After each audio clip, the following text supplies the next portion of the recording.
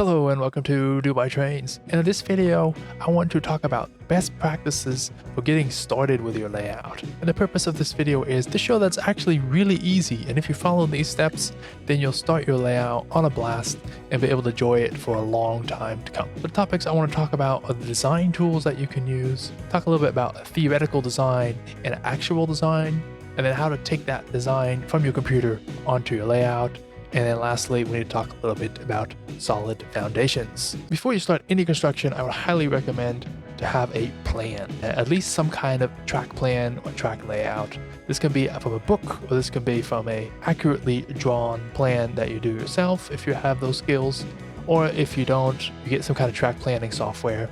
And for this, I use AnyRail 6. Here you see the design of the diorama that we're going to talk about today. And despite being such a small diorama, I made a few variants. So this is very close to the final design that we're going to make. Then there's some other design variants with like two turnouts, here two turnouts, a straight section. There's like no space left here, so that was off. And then there's another like variant that you can do like this.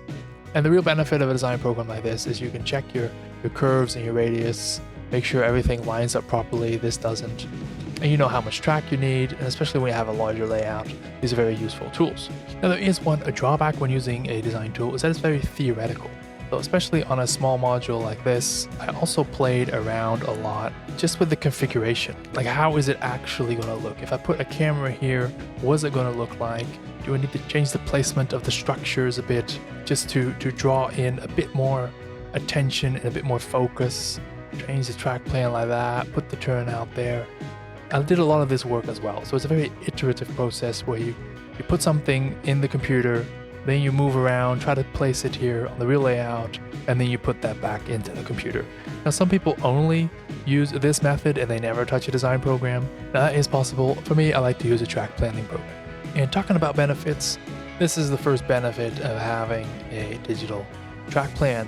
You can print out your design, and this is the most accurate and the easiest and cheapest way to translate your design to your layout, no matter what size. I printed this on A0 paper, and that cost me 10 US cents.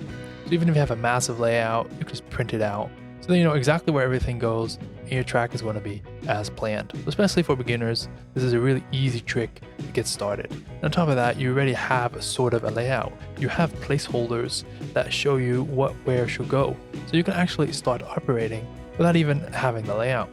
Last and probably the most important is to have a solid benchwork and solid surface to start your layout on. I already did a video about a benchwork system that I would use for my next layout, but even for something small like this diorama, I could have just used only the plywood, but it was actually already warped, and if you're going to start gluing and making the surface wet, it might warp even more.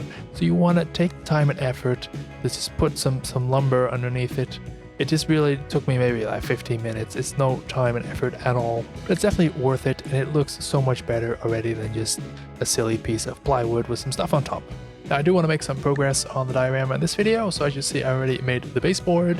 I already printed out the design and cut it to the right dimensions. So now I'm just gluing it on with some really cheap white glue that I thinned out a bit, and that should work just fine.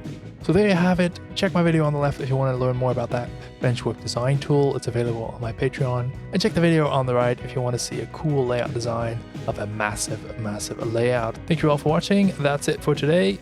Bye bye.